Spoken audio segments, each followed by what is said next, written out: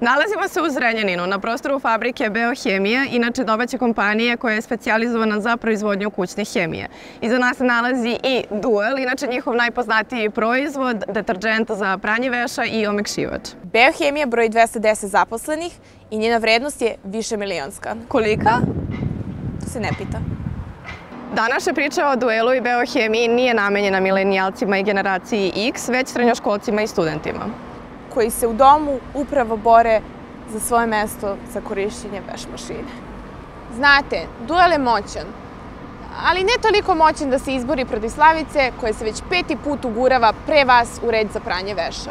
U svakoj priči je neka Slavica, ali ne i u ovoj. U ovoj smo Stefana i ja i naših 12 sagovornika. I ti sad kažeš ovo. Aha.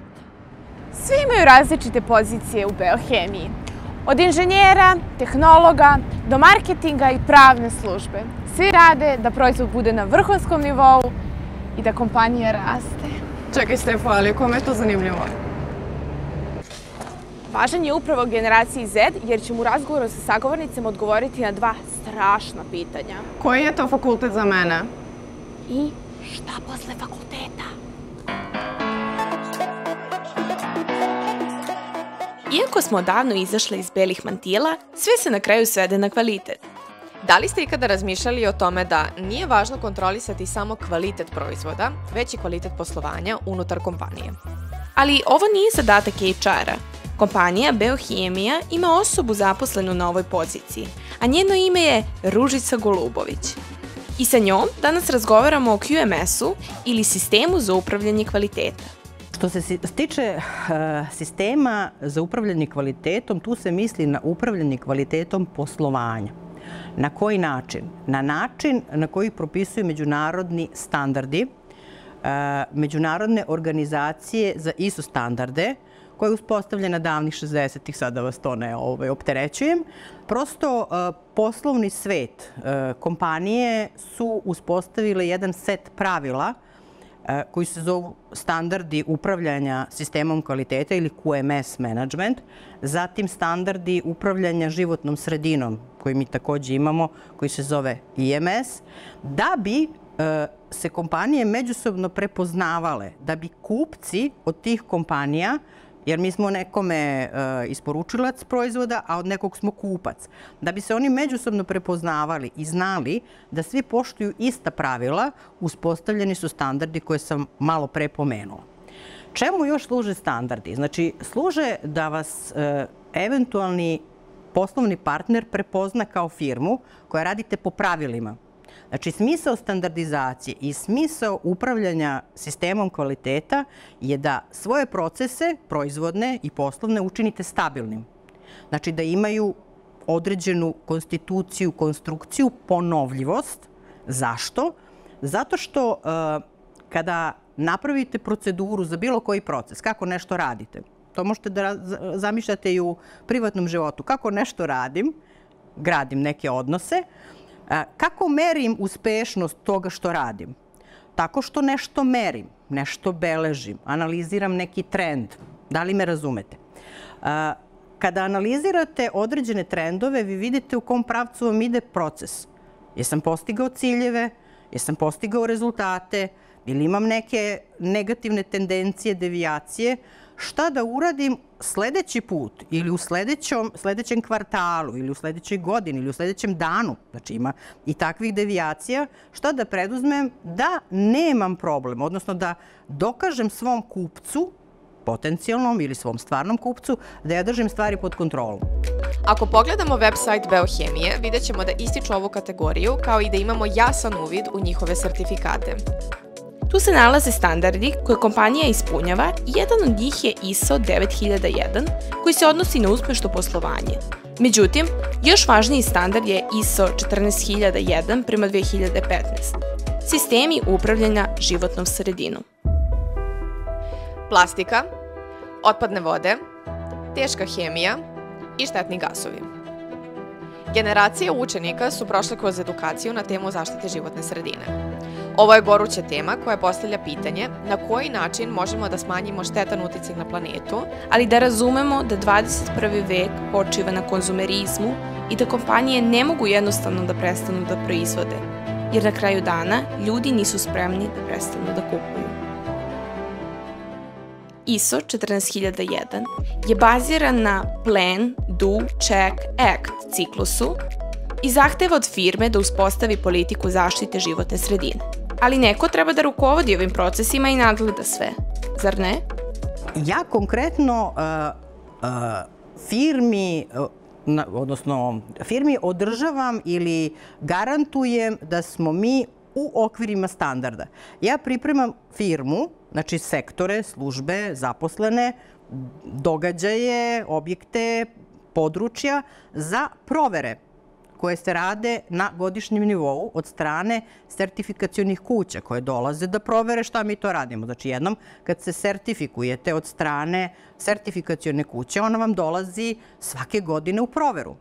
Kod nekih standarda koji su sad trenutno kod nas u implementaciji postoje iznenadne provere. Znači nije dovoljno da vi samo položite ispit, nego dođe da vas ispituje da li vi to stvarno radite ili vi to stvarno ne radite. Znači moj osnovni zadatak je taj. Pored tog, ajde kažemo, osnovnog zadatka održavanja standarda i garantovanja da ćemo mi dobiti obnovu sertifikata, moj zadatak je i da pratim sprovođenje akcionih planova nakon audita, kada mi dobijemo određene primedbe koje se moraju kroz korektivne mere sprovesti i dovesti sistem u apsolutnu ravnotežu. Vi položite ispit, dobijete sertifikat, ali vam auditor, odnosno proverivač standarda kaže bilo bi dobro da uradite još to. Bilo bi dobro da ovo unapredite. Bilo bi dobro da ovo je bez veze. I se hoću da kažem, on vas na neki način kroz taj ispit i tu proveru usmerava da vi idete napred. Naravno, to nije jedini usmerivač našeg, kako da kažem, razvoja. Znači, mi imamo i oštru konkurenciju, i zahtevne kupce, i krize, i ratove, i sve one aspekte sa kojima se mi suočavamo kao kompanija, tako da mi to radimo praktično na dnevnom i nedeljnom nivou. Ali ovo je po defaultu, znači po međunarodnom standardu, znači mora da se sistem unapređuje. Jer smisao imati standard nije da imate sertifikat na zidu ili da napišete u mailu potencijalnom partneru da ste vi pod standardom. To nije dovoljno. Mislim, možete da tako shvatate standard, ali Beohemija tako ne vidi standard. Znači, standard je jedan alat za unapređenje procesa. Kada smo razumeli šta su standardi i šta radi Ružica, hajde da vidimo kako izgleda jedan radni dan u Beohemiji.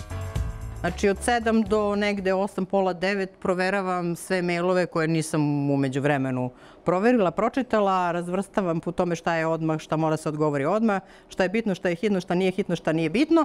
Znači, radim tu neku prepisku. Došla sam naravno na posao sa nekim obavezama iz prethodnog dana koje treba takođe da se završe sa prioritetima. Znači, listu prioriteta pravim na dnevnom nivou. Znači, danas ću da napravim listu prioriteta šta mi je ostalo nezavršeno zbog toga i toga za sutra.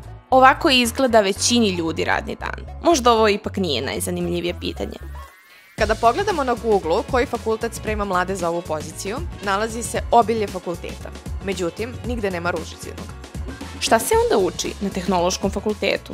Šta smo mi sve učili? A šta nismo? Matematike koliko hoćete, prvi deo, drugi deo. Što sam ja neke magistarske upisala posle, to ako zanima, matematika i imaginarnih brojeva, to je jako interesantna oblast matematike, ali bez šale. Znači, puno matematike, fizika, ozbiljna, fizička hemija, još ozbiljnija, termodinamika sa termotehnikom. Dobro, ali gde je tu spona između ove pozicije i ružičnih studija i matematičkih i hemijskih formula i zadataka koje je pominjala? Učili smo mnogo. Zato sam spitala, pokušala da napravim sponu između toga gde vi ljudima zapravo gde unapređujete kvalitet poslovanja i to kada vi učite hemiju, biologiju, hemiju, fiziku i matematiku. Pa nisam ja došla do toga tako što sam posle fakulteta došla da radim sistem kvaliteta. Ja sam prvo ovde 15 godina razvijala recepture, tehnološke postupke. Znači 15 godina rada na postavci proizvoda. Znači, morate znati sirovine, morate znati šta treba da vam radi gotov proizvod, koje performanse da ima, morate znati mnogo toga 15 godina. Pa sam onda 3 godine vodila kontrolu kvaliteta. Tu morate isto znati analitičku hemiju, morate znati statistiku, matematiku, uvezati to sve pratim i prikupljam nekakve, kako da kažem, delove pazle, a život vam je pazla, posao vam je pazla. Znači, sve nešto što je iskustveno ili što znam da negde postoji, ili nije da sve vi znate, nego da znate šta je gde, koga da pitate, to prosto na kraju izvire iz vas. Znate, sad to iz vaše perspektive možda izgleda čudno. I meni je, kad sam diplomirala pa počela da radim, sve bilo čudno što vi ljudi rade, mi nismo baš to tako učili, treba ovako ili treba onako. Ne. Znači, ta neka praksa vam daje sigurnost da vi znate šta pričate, da vi znate odakle crpite, da znate šta gde piše. Da li me razumete? To je vrlo jedan na kraju spontan proces gde to prosto, kako da kažem, navire samo, ne znam kako da artikuliše, kako da verbalizujem. Jednostavno je. Ja bih voljela da se vratimo i na ovo Stefina pitanja. Ja bih voljela samo jednu dopunu da kažem. Pritom, ja ne zagovaram ideju da je to moje mišljenje ili moje iskustvo jedini i najbolji savet, jedini i pravi savet. To je iz neke najbolje namere i najdužeg iskustva ili trenutno mog iskustva najbolji odgovor. Ne znači da je on najtačniji, da li me razumete? Tako da svako iskustvo, pa i kratko, pa i malo, pa i indirektno je korisno. Znači, to je pazla neka koja će možda nešto da pomogne u nalaženju najboljeg rešenja, najbržeg rešenja. Jer stvar je u brzini i kvalitetu. Da biste rukovodili ljudima, prvo morate da znate vaš posao da biste imali autoritet koji proističe iz vašeg stručnog znanja. Drugo, morate da poštujete sebe, jer ko ne poštuje sebe, ne poštuje ni druge ljude. Morate ljude da poštujete, morate ljude da cenite i kroz njihova dostignuća, i kroz njihove mane, i kroz njihove vrline. Da li me razumete? Znači, to su neke elementarne stvari. Znači, ko ne voli posao, ko ne zna posao, ko ne voli ljude i ko ne ume sa ljudima, jer sa ljudima treba biti i taktičan i tvrd nekad i nekad popustljiv i nekada nezgodan, da se tako izrazim, da bi se održao ne autoritet, nego da bi se održala hijerarhija. Svaka kompanija vam je kao vojska, mora da postoji sistem subordinacije.